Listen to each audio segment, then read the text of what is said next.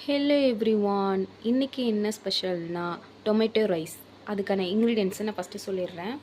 3 தக்காளியை நான் பிளெண்ட் பண்ணி வச்சுருக்கேன். தாளிக்க கடுகு, 4 வெங்காயத்தை சாப் பண்ணி வச்சுருக்கேன். தாளிக்க கருவேப்பிலை, மசாலா பார்க்கலாம்.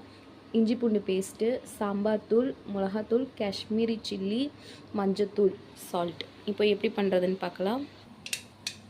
பேன் ஹீட் ஆகிடுச்சு. இப்போ நான் கடுகு ஆட் பண்ணிக்கிறேன். இப்போ வெங்காயம் ஆட் பண்ணுறேன்.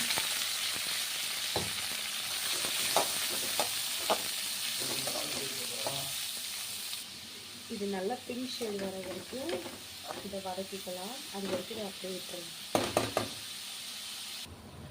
இந்த டைமில் 1 ஸ்பூன் இஞ்சி பூண்டு பேஸ்ட் நான் ஆட் பண்ணிக்கிறேன்.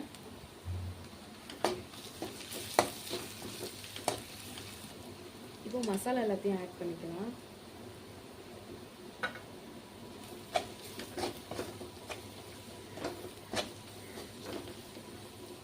இப்போது பிளெண்ட் பண்ணி வச்சுருந்த தக்காளியை நான் ஆட் பண்ணிக்கிறேன்.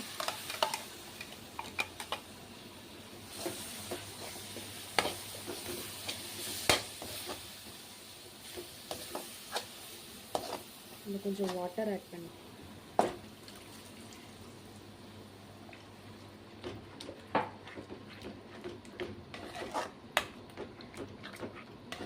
இது நல்லா கொதிச்சதுக்கப்புறம் ரைஸை ஆட் பண்ணிக்கிறது.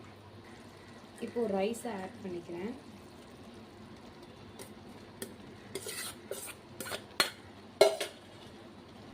இது நல்லா மிக்ஸ் பண்ணிடணும்.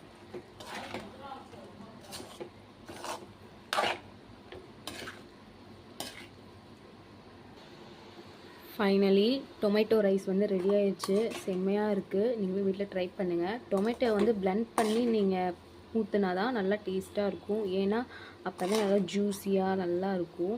நீங்கள் வெட்டி போட்டிங்கன்னா கொஞ்சம் வெரைட்டியாக இருக்கும். அதனால் நீங்கள் பிளெண்ட் பண்ணியே போடுங்க. நல்லா டேஸ்ட்டாக இருக்கும், செம்மையாக இருக்கும். வீட்டில் ட்ரை பண்ணுங்கள்.